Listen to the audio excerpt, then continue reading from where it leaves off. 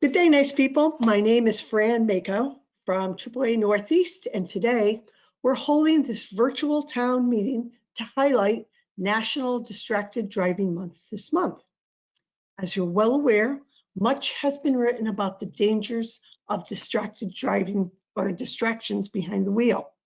Today, we as drivers face far more distractions in our cars than ever before. But did you know that there are various levels of distraction? And even the simplest distraction behind the wheel can lead to fatal consequences. Today, we have a panel of experts who will address that topic. They'll also discuss ways distractions divide our attention, how distractions have affected so many innocent lives, and what some organizations are doing to minimize the risk of distractions behind the wheel. I ask you to submit your questions using the chat box on your screen, and our panelists will answer as many questions as they can during our allotted time. So let me introduce our panels. With us today is Dr. Joel Cooper.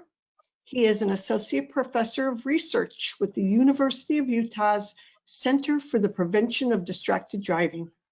Dr. Cooper has led many groundbreaking studies that focuses on human factors like age and experience and attention and their effects on driving. So welcome, Dr. Cooper.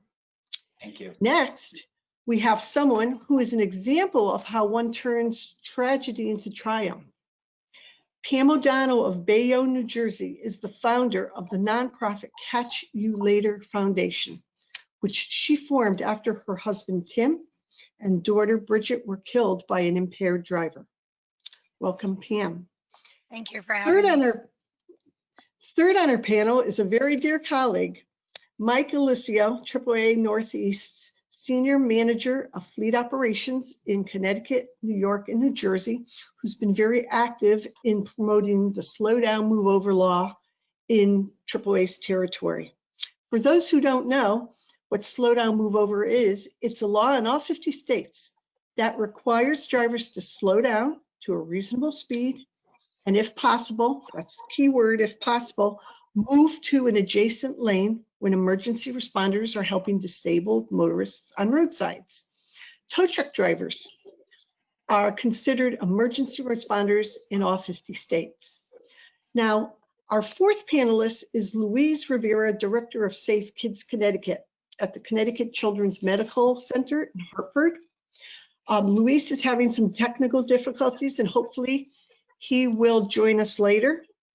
We have just learned that Connecticut Children's, which has been described as by U.S. News and World Reports as the best children's hospital in the nation, has earned a grant from the National Safe States Alliance to develop strategies and programs to reduce injuries and fatalities on distracted driving.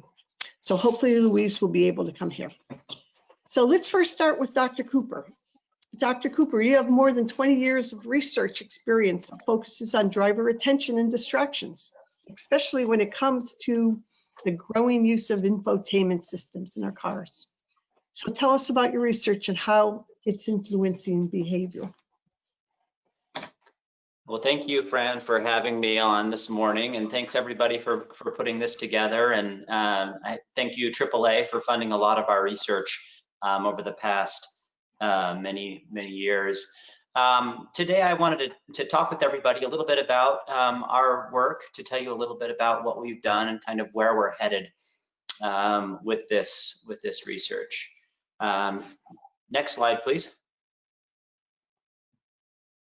All right, so driver distraction is, it's something that everybody can kind of get behind. It's very visible. Everybody sees it. You know, I sit on the front porch with my wife in the evenings and watch people drive by our house.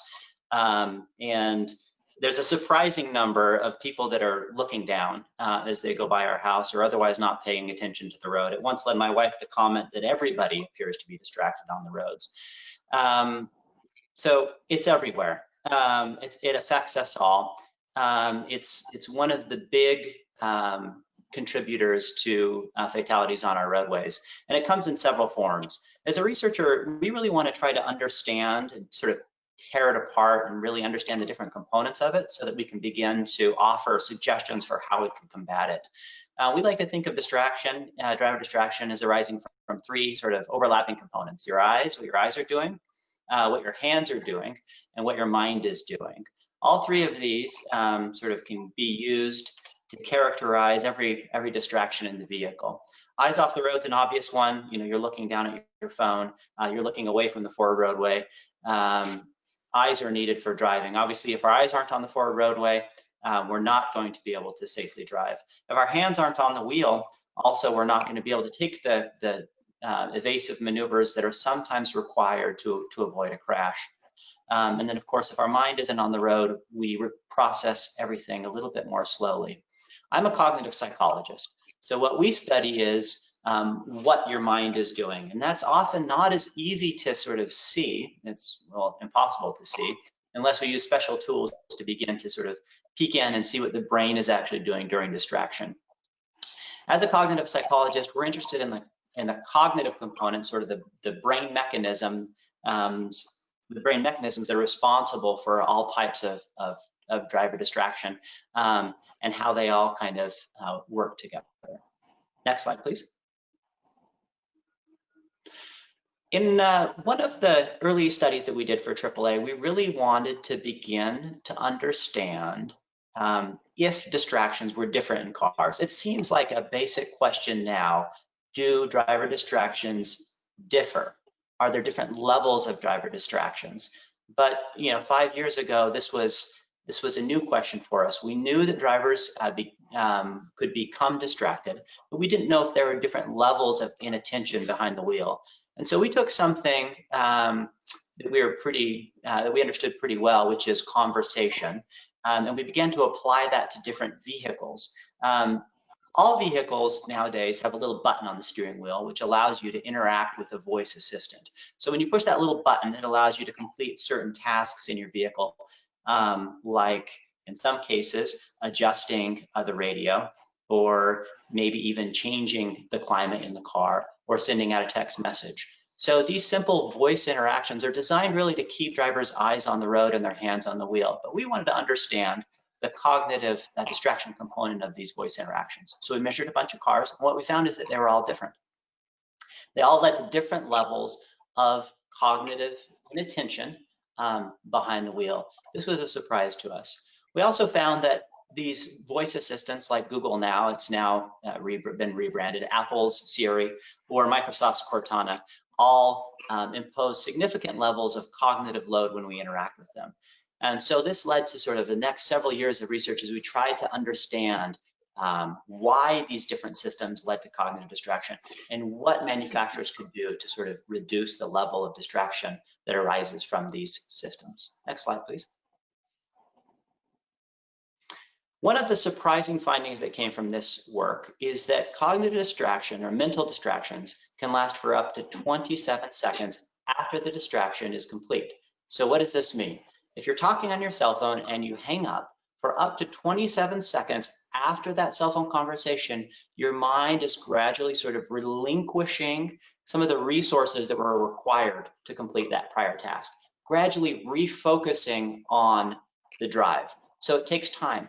There's a myth that this multitasking myth that we're able to quickly sort of do several things at once without affecting the efficiency or of any one task, so that we can do two things as if we were doing them independently. And that's just not true, and for several reasons. One is that we've learned that drivers and people, we shift our attention back and forth really quickly between tasks. So that's one inefficiency in multitasking. So it means that our attention is either on the road or it's on our phone. It can't be in both places at the same time. But what we do is we shift back and forth really quickly, and so it creates this illusion of time sharing. A second problem with all of this is even when we hang up the phone, then the resources that were required to maintain that task of phone conversation are only sort of gradually freed up to be given back to the drive. And that's where this 27 seconds comes in. So this is really important when we think about the problem of driver distraction on the roadway and what we can do to combat it and how serious of an issue it is. Keep this in mind. 27 seconds is a very long time. Next slide, please. Okay, I mentioned we're a group of cognitive psychologists in our lab. Obviously, we know that driver distractions are, as I mentioned in the initial slides, much more than just cognitively based. We have visual distractions and we have manual distractions, and also distractions occur over time. Now, several years ago, we thought, wouldn't it be interesting if we could begin to measure sort of the full distraction potential of vehicle systems? This is really important because then it could allow us to provide information to consumers about the kinds of cars they're buying. So imagine you go to the car lot right now, and on the side of the car, you see this nice little sticker and it has all these stars, and it says like frontal crash, 5 stars, side passenger protection, 4 stars or whatever. And you have this list of how well your car behaves in a crash, how likely it is to protect you or your passengers in the event of a crash. And that's one important way that cars differ in terms of safety. But we know as researchers, distraction researchers, that another important way that cars differ in terms of safety is the likelihood that these vehicles will distract you and cause you to get into a crash in the first place. So what we really wanted to do is begin to understand whether or not we could, put, say, a star rating type system in vehicles. Could consumers, wouldn't it be great if at one point a consumer was able to go up to a car when they're buying and see a little star rating on the side of their vehicle that helped them to understand how distracting to use the systems were in this car? And so that's what we were kind of going for. Initially, we've evaluated 50 vehicles or 50 different systems for their distraction potential. And we've looked at all aspects of the systems, including different tasks and different ways of interacting with the system, different types of distraction potentials that arise, and then we boil all this down into a single score. What we found is about a third of the vehicles out there perform what we would call moderately, provide sort of a moderate level of distraction. That's actually pretty good. About half we call high, or excuse me, a third high and a third very high. Now all of this is somewhat concerning, but especially so on the very high end of things. Some of these systems that we measured had drivers complete tasks or allowed drivers to complete tasks that required, a couple of minutes to finish. This is astounding. Typically, this is, entering navigation, destination into your navigation while you're driving down the road or sending off a text message. Some of these tasks take just far, far too long and should not be allowed in vehicles. And so this is kind of the important information that we're trying to understand and highlight as we push towards maybe a distraction star rating type system. Okay, next slide, please. So a lot of folks in this audience might be asking, well, what does this even matter? We're on the cutting edge. Waymo has self-driving cars in Arizona. My car drives itself down the road. Distraction at some point is going to be sort of moot. We won't be talking about it. Automation, automation, automation. Well, it turns out there's an interesting problem with automation right now, and that is it requires drivers to maintain attention to the road. How ironic, right? The car drives itself so that you can free up attention so that you can watch it drive itself. I mean, that's essentially what it does. It's like buying a washing machine that requires you to watch it while it washes the clothes and quickly hit the emergency stop button if your clothes catch on fire, right? It just doesn't work. So we're in this interesting space right now, and we will be for a long time, where drivers are supposed to pay attention to the road so that they can quickly take over their control of the vehicle if they need to. And the car expects them to do that. Well, the problem, of course, is as the car drives, we get bored and we start to distract ourselves with our phone or looking out the window or whatever else. Why else do we want a car to drive? So that we can distract ourselves. I mean, otherwise, what's the point? We might as well drive. Well, we're in this gray area right now, and it's problematic. You're supposed to be able to take over. You distract yourself because you're bored. It takes you longer to take over when you're distracted. So there's a lot of room in automation for today and for the next several years, decades likely, where understanding of attention, of driver attention, is going to be a critical factor of keeping drivers safe. Okay. Next slide, please. So just briefly, we're in the midst right now of a study that AAA is sponsoring where we have 5 cars that have some kind of level 2 automation, or level 3 in the case of some of our vehicles. Basically, it means that the cars drive themselves on a highway, sort of limited environments, and they stay in the lane and they don't crash into the car in front of them. So they automate steering and they automate acceleration and sometimes some braking. So we have 5 cars that allow us drivers to have that level of automation. We're providing some of our participants these vehicles so they can take it home with them. They can drive these cars for 2 months and they can get used to this automation. We have cameras in the car. We test them before and after their 2 months worth of time. And we're trying to understand what happens to drivers as they become accustomed to this automation. What does distraction look like over time in these vehicles? And this will help us then to provide policy recommendations, design recommendations for these vehicles, and better understand what distraction looks like in the future. And that's all I have for everybody. I think there might be one more slide. There it is. Thank you very much. Again, my name is Joel Cooper. My collaborator and colleague in all of this is David Strayer. The two of us work very closely on this. So if you have any questions, please feel free to reach out to me or Dr. Strayer, and we're always happy to help out wherever we can. Thank you. Thank you very much, Dr. Strayer. I'm sorry, Dr. Cooper. I noticed in one of your slides, and I'm kind of pleased about this, that you rated the Chevy Equinox as a car with one of the least, well, it's still distracting, but it's lower in terms of distracting. I have a Chevy Equinox. Oh, good. Smart woman. I have to tell you though, there is a problem. My phone is Bluetooth to that. When I call out, it's a problem. And I don't know if I think it's called the fidelity of the voice. But if I call and I say, call home, the little voice will go, call help? And I go, no, call home. I got to do it 3 times. And finally it dials help, 911. So at that point, I'm screaming at the little microphone, no, turn it off. So I don't make calls anymore in my car. I accept calls, but I won't make calls.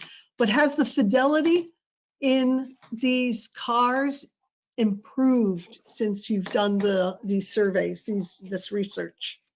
Yeah, it does get better every year. What year is your car by? 2018. 2018. Yeah, it's a problem. I mean, the phones actually are the best case scenario, right? And we know that they don't always get our commands correct. But things are improving. We have seen the fidelity improve. Now phones and vehicles are connected to the broader world of, the broader internet. So they're able to leverage that processing power to make sense of your command of calling home. And so there is some improvement there, but you're right, more often than not, or too often, I should say, things don't work as intended. Okay, I'm sure we'll have more questions. So let us go on to Pam O'Donnell. As I said earlier, Pam is a great example of one who has turned her anger, her hurt, her frustration into something positive. And even though her family has been the victim of an impaired driver, we can make a very strong case that distracted driving is in fact impaired driving. And Pam, I know this could be difficult for you. I'm sure it is. I want you to tell us your story. It's heartrending, and how the choices of one individual has made has created so many rippling effects on so many lives. Thank you for having me. That's a perfect segue. I'm going to go back though before the crash. In 2014, I was diagnosed with cancer, brain cancer, and we were a very happy family of 4. My husband, 2 little girls. I was given my last rites 4 different times. My girls were all ready to live life with dad and the 2 girls, and that was going to be it. Miraculously, I survived, and I'm mentioning the cancer because it becomes into play a little bit later. December 10th of 2014, I miraculously was diagnosed as cancer-free. And we thought, this is great. We have a second lease on life. everything's going to be wonderful. We're going to grow up and, watch our girls have their own children. 2015 was the greatest year of our life. We went on a trip to Mexico. We renewed our vows twice that year, and we made a promise we will renew our vows every year after that. Unfortunately, on February 22nd of 2016, at 7:45 a.m., was the last time that I said goodbye to my husband and my little girl, who's in the purple dress in the family of four. 7:45 was the last time I ever saw them alive. At approximately 12 o'clock that afternoon, my little one, Bridget, who is 5, who wanted to be a cancer curing doctor, because her hero was my oncologist, calls me up at 12 o'clock that afternoon and says, "Mom, I learned the letter P. I learned P for Pam. So can you please print out a picture of yourself? And I'm going to bring it into school tomorrow because P represents my mom, Pam." I printed out that picture that day, and unfortunately, I was not allowed to give it to her because approximately 3:19 p.m. later on that afternoon, as I was normally calling my husband to see, are you on your way home? My husband was stopped in a toll plaza in Jersey City on the New Jersey Turnpike. He was strapped in. My daughter was strapped in her car seat directly behind him. They were stopped at the toll plaza at a 5-mile-per-hour toll plaza. He did not go through the Easy Pass. He was taking the ticket. An impaired driver that drove miles and miles through New York City, through the Holland Tunnel, bouncing off the walls of the Holland Tunnel, came flying up the ramp at 55 miles per hour and propelled my husband and my daughter into oncoming traffic. Ironically, they were propelled into a hospital van that used to take me to my cancer treatments. My husband died on impact, and if you could see in the car crash, my daughter was behind him, and the police and the firemen, who happened to be my husband's former high school students. He was a high school teacher at County Prep in Jersey City. The firemen, first responders, were his former students. And the only way they knew that it was him was by the tag, his ID tag on his neck. They didn't even know that my daughter, who they all knew, she grew up at County Prep. They didn't even know she was in the car for like 30 minutes.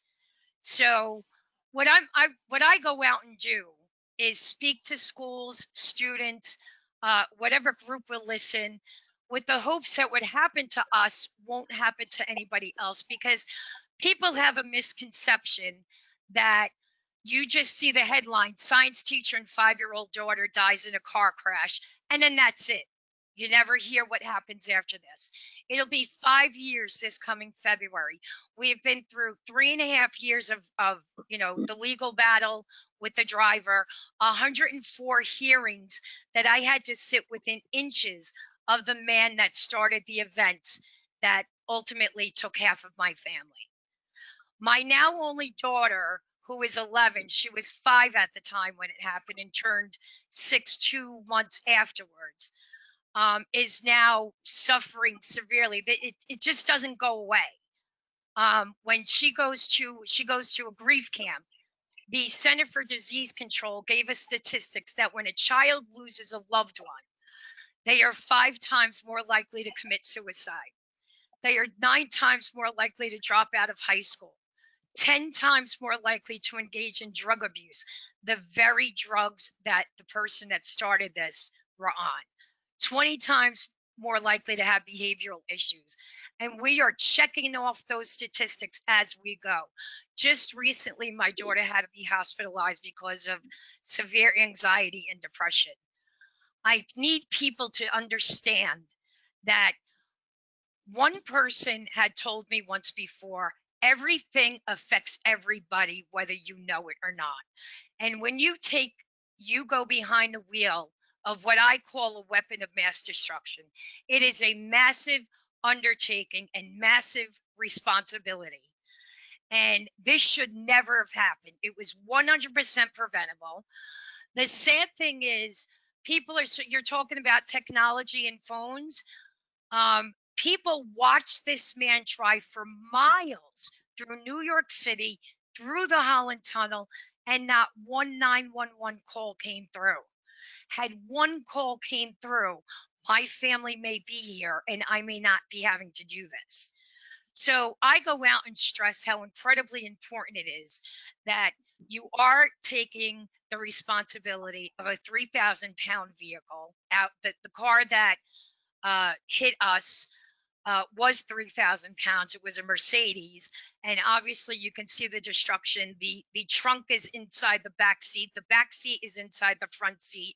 And for those of you that are watching, I have that very stuffed animal that is hanging out of the car. I was able to go to the car. I have my daughter's one shoe.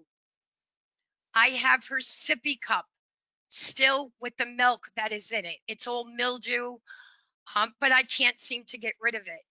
This is lifelong, everlasting. Going back to the cancer, I have a very high rate of my cancer coming back. And because of the events that somebody chose to drive distracted, chose to drive impaired, if my cancer comes back, my now only daughter will be parentless because I've been chemo to the max. I've been radiated to the max. There is nothing that they will be able to do for me. So we are in a position where if I get sick, my only daughter, who is only 11 years old, will very much well be parentless because somebody chose. It is not a mistake. It is not an accident. I wish people would wipe the word accident from their vocabulary. It is a crash. This person chose to drive distracted, chose to drive impaired, and now my family is suffering every single day. 5 years, it'll be 5 years, February 22nd at 3:19 on February 22nd of 2021. My 5-year-old daughter will be dead longer than she's alive. That is a hard realization that we have to live with every single day. And I chose to form a nonprofit organization. I'm grateful for AAA. I go out with Roz Thompson. She takes me to schools. I share my story. She calls me the consequence. I am the consequence of what people do behind the wheel of a weapon of mass destruction. And I can only pray that people take my words, look at the pictures, and do the right thing. Do the right thing. It is a massive undertaking and responsibility. Stay off your phones. I'm not a believer hands-free is risk-free. Any distraction is too much. And then you add impaired driving, drugs or alcohol. And the pictures, as you can see, were the consequence of what happened that day. And 5 years later, and just 2 days ago, I was on the New Jersey Turnpike. There was a truck driver that was burning. I was 5 feet away from watching this man burn alive. That the state trooper had to tell me to move over, pull over, because I had such a anxiety attack and PTSD because of what my family must have went through. And it affects everybody. It affects the first responders, my husband's former students. They had to go through massive counseling for 6 months before they were allowed to go back to work. Everything affects everybody. And driving a 3,000-pound vehicle is a massive undertaking and responsibility. And I wish people would heed the message. It's incredibly important to keep your eyes up, phones down. Don't eat, don't put your lipstick on, because sadly, this is what could happen. Wow, you have a really heartrending story. And I know I speak for the rest of the folks. I know I speak for the audience too, that we are so sorry for your loss. But you did develop or create a foundation that you call Catch You Later. How did you settle on that name, and what is the mission? What do you hope to accomplish? My husband was a softball coach in Hudson County, and he would never say goodbye. It was always catch you later. I'll catch you later. His students actually came up with that slogan when they did a fundraiser a week after the crash. And I thought to myself, we have to do something. I don't want to become one of those grieving widows that does absolutely nothing. I refuse to let them die in vain. So we give out scholarships. To date, it'll be 5 years. We've given out $24,000 worth of scholarships. And I go out to schools along with AAA, Roz Thompson. I go out on my own and I just share our story and try to make sure that this doesn't happen to anybody else. And again, it's, people have a misconception that it's just that day and that's it. It's over. And it's like a Law and Order episode and everything happens and it's fixed within an hour. We went through 3.5 years of a trial for the criminal case. And I literally sat within inches of the man that started the events that killed my family. And it is one of the hardest things that I had to do. I survived cancer, thought our life was going to go on and everything was going to be great. And within seconds, our family was destroyed. So we try to go out and spread awareness. New Jersey has a Pound 77 program where on a state highway, you can call Pound 77 and it will direct you to the closest state trooper office. Because when you're in a city like Bayonne or Jersey City, you're in that city. So you can call 911 if you see an erratic driver. But while you're traveling on a highway, you're going through town by town by town. So you're not sure which, police station you need to call. So we try to bring awareness to the Pound 77 program that the New Jersey state has. And so far, we've gone out to hundreds of schools, thousands of students. We give out scholarships because I absolutely refuse to let my husband and daughter die in vain. Something good has to come out of this. And if sharing my story makes somebody think behind that wheel, then I've done my job. The motivating factor to establish the foundation is to memorialize the deaths of your husband and your daughter. Tell me, when did you get the idea to do that? Was it something that you wanted to do immediately, or did it evolve over time? It happened. They died on a Monday.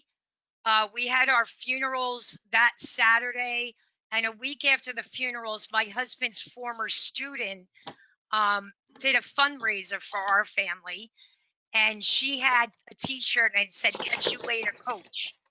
And within 2 weeks of the crash, I thought, that's it. This is what I have to do. We have to make this foundation and we have to spread awareness. My husband's students are still in our life. They are some of the judges for the scholarship. I can't live without them. They're wonderful. They go out and speak with me.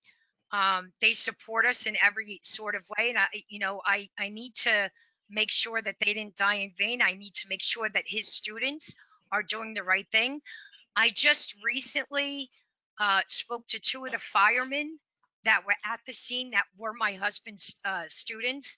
Probably about 6 months ago. I wasn't allowed to speak to them because they had been so psychologically affected by it.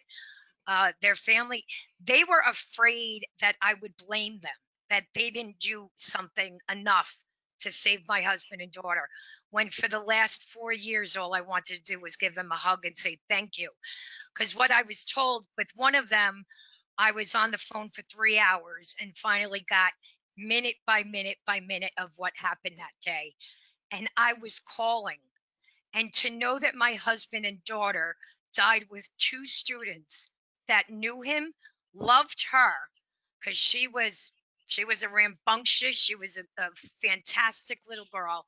To know that they didn't die alone, but the fact that I was calling and they knew that it was my phone number, and they said, well, I can't pick up the phone and tell her.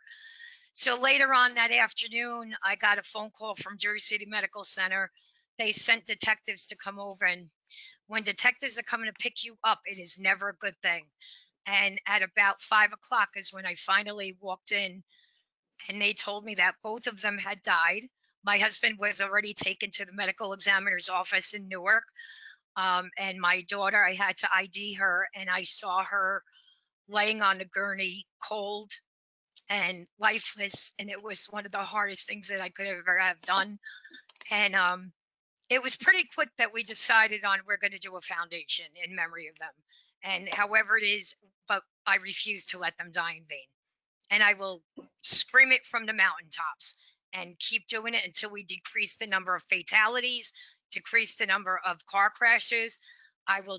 This is what I'm supposed to do. I believe it in my heart. Well, as I said, this is turning something so negative, so terrible into something positive, and I really congratulate you. Thank I don't you. know if I would have the wherewithal to do that, but working with Roz is a ball of fire. She's my sister. So good luck. Thank you. Thank you for having me. Okay. Our next guest is Mike Alessio. Mike Alessio and I have collaborated many times over the years to get the word out on slow down, move over, especially in Connecticut. And in fact, I want the audience to realize that October 17th, it's coming up, is National Move Over Day. And Mike and I are talking about ways to get the word out in Connecticut, working with our partners in state police. So that's something we're going to plan. And even though many slow down, move over crashes are caused by speeding, I understand, Mike, that distractions do in fact play a role in those crashes. So tell me about it and how the company is getting the word out to make people understand you need to slow down and move over. Thank you, Fran. Thank you. So good morning, everyone. I'm, as Fran mentioned, Mike Alessio, the Senior Manager of Fleet Operations for AAA Northeast West region, which is New York, New Jersey, and Connecticut. This year, the club service providers and fleets are going to attend over 2 million road service events in the states we service, which also include Rhode Island and Massachusetts. These road service events aren't always in members' driveways or their garage. A lot of times they're in the middle of the road or on the side of the road on the highway, with our technicians working dangerously close to fast-moving traffic and distracted drivers. Police, fire, rescue vehicles, DOT trucks, they all share this same roadside office. As you've heard, and you will hear throughout this town hall, today's drivers face more and more distractions than ever before, and even a simple task can take their eyes away from the road and lead to a roadside crash. So I'll tell you a little more about distracted driving and have how that's contributed to accidents at the roadside, and share some things that we have done. As Fran mentioned, we know most slow down, move over crashes are often the result of speeding. But there are some shocking statistics involving distracted driving when emergency responders, including tow trucks, are assisting disabled motorists on roadways. A 2019 survey conducted by the National Safety Council and the Emergency Responder Safety Institute found some good news. 80% of drivers admit they slowed down. The bad news is they slowed down not necessarily to protect responders, but to observe an emergency situation. 71% admitted to taking photos or videos when passing the scene, many of them simply stopping in traffic to take their shots or their videos. 66% claim to send an email or a text of the scene and post their videos and photos on social media while they're driving. Worse still, 16%, more than 1 in 10, said they either have struck or nearly struck a first responder or emergency vehicle stopped on or near the roadway. In spite of all this, 89% of drivers say they believe that distracted motorists are a major source of risk to first responders. Shockingly, nearly a quarter are completely unaware that drivers must slow down or move over when approaching emergency responders on the side of the road. Almost half of drivers think that the possibility of being struck by a vehicle is just part of the risk of being an emergency responder. This is particularly distressing because emergency responders work to protect others, where they're responding to a breakdown, a crash scene, stopping a speeding vehicle, or rushing someone to the hospital. Next slide, please. So why are we so focused at AAA Northeast? Why am I so focused, and Fran, of awareness of slow down, move over, and distracted driving? Unfortunately, we have seen our fair share of crashes. After a major accident involving 2 of our employees that were attempting to help a driver at the roadside in 2017, we found ourselves asking, why do we continue to see these types of accidents, and how and what are we going to do? Jay, one of the employees involved in the 2017 accident, had almost died, and we'd seen way too many close calls over the years. When Jay's doctors came in and spoke to his sister and I the night he was hit, they told us he wouldn't make it through the night. A few hours later, they told us he'd done great in surgery, but would probably never walk again. Over time, he's learned to walk with the aid of a walker. When Ken, another employee of AAA Northeast, was struck last year, it was another all too familiar reminder that we needed to do even more to create awareness. Last month, only 12 hours before I gave a presentation to a group of AAA clubs on the slow down, move over law, we had another incident.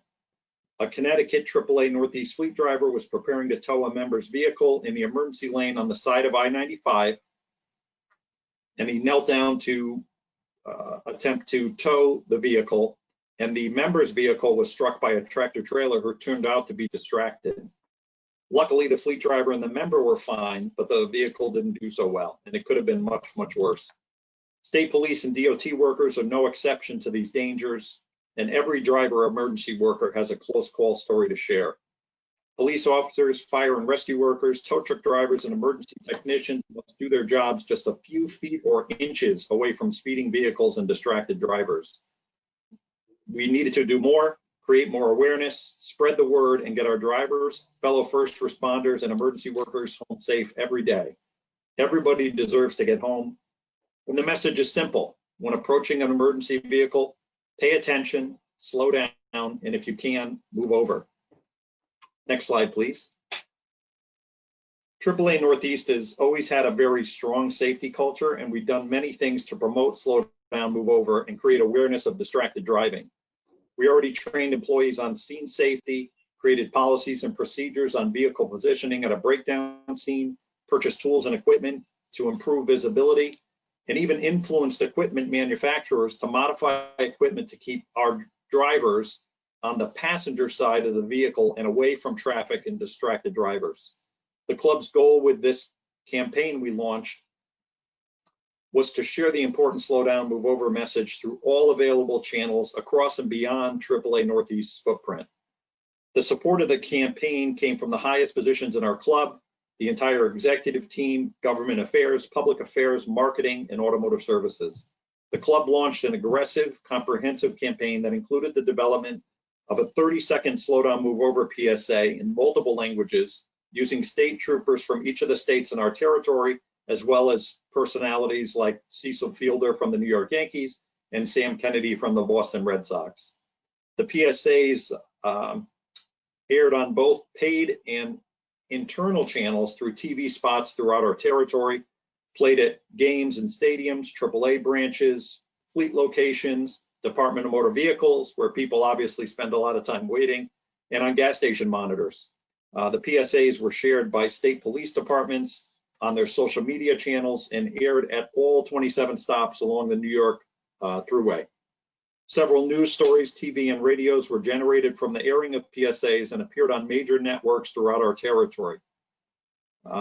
We participated in many first responder news conferences, as Fran mentioned, and looked for as many opportunities as possible to promote awareness through news releases, interviews, and presentations. Whenever an opportunity arose, our media folks joined in. And where it didn't arise, we tried to join in also. We also use member and internal employee communications, print and digital publications, organic social media, AAA connections, AAA.com, email blasts, sent messages and emails reaching more than 3 million of our members on multiple occasions, social media posts on Facebook, Twitter, LinkedIn, Instagram, included video clips, still images, and testimonials from the drivers I mentioned earlier. The target audience was car owners 18 years and older, both current members and non-members. Internal communications to our own employees, our thousands of employees, occurred across all business lines, included messages from our CEO. We have signage in all our club-owned buildings and strongly encouraged employees to share the important message on their personal social media accounts. Employees were asked to take action, spread the word, and follow the law themselves. In addition, we created and distributed collateral materials, including info cards and bumper stickers, which were dropped off at highway rest stops, distributed to employees, placed on company vehicles, and distributed at club-related events. Next slide, please. We also wrapped several of our club-owned fleet vehicles, including flatbeds and battery trucks, to carry the message across our footprint.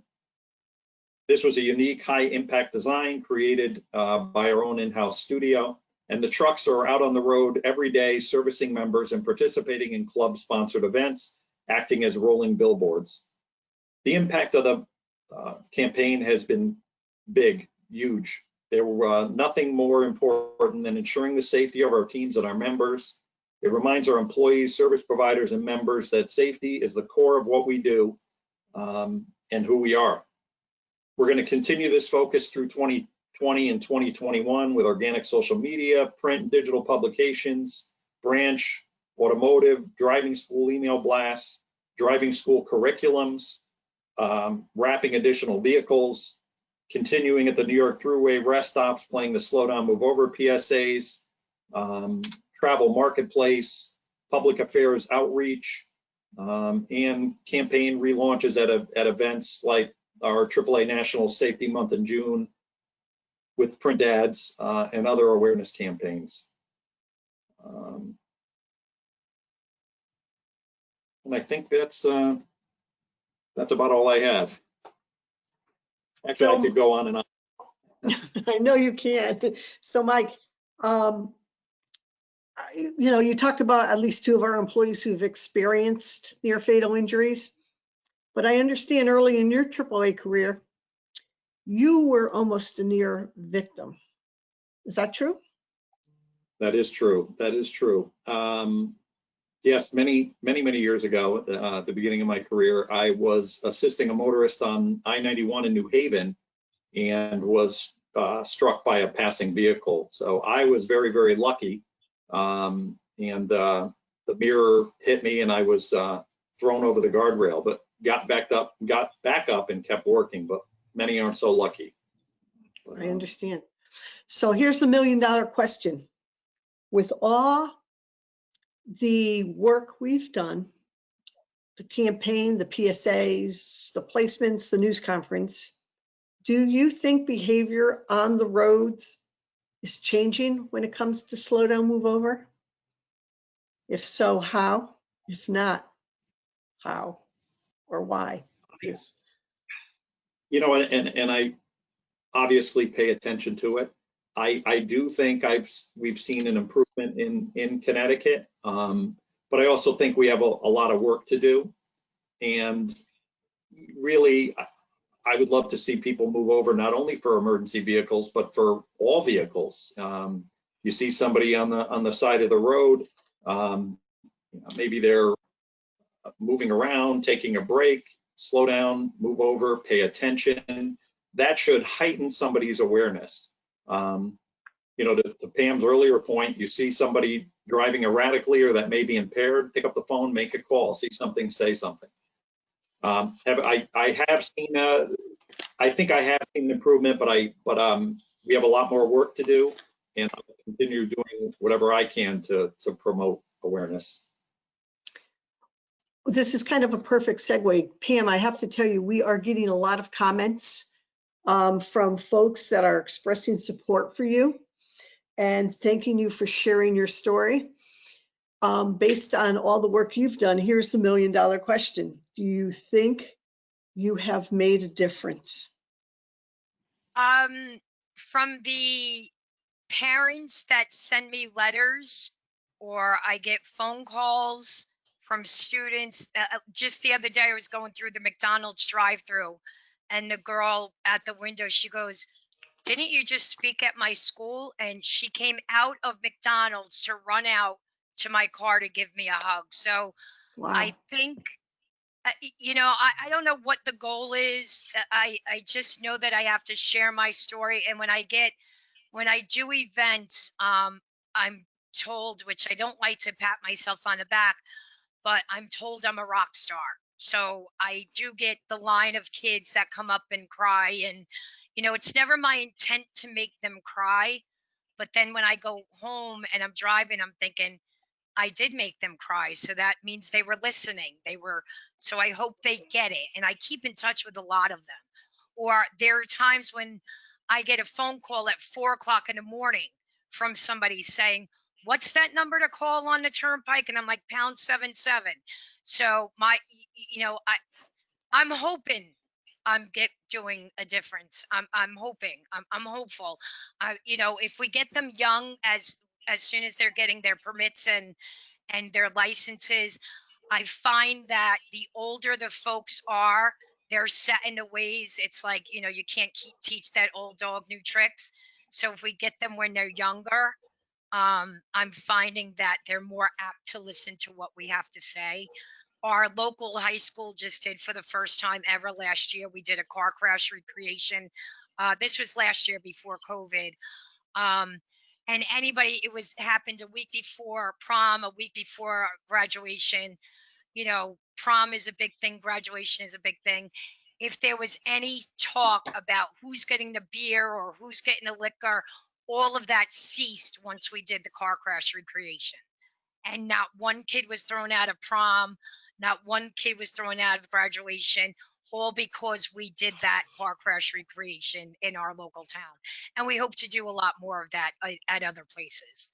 So I like to think I'm getting through to people. The letters I receive are great. So Well, keep up the good work.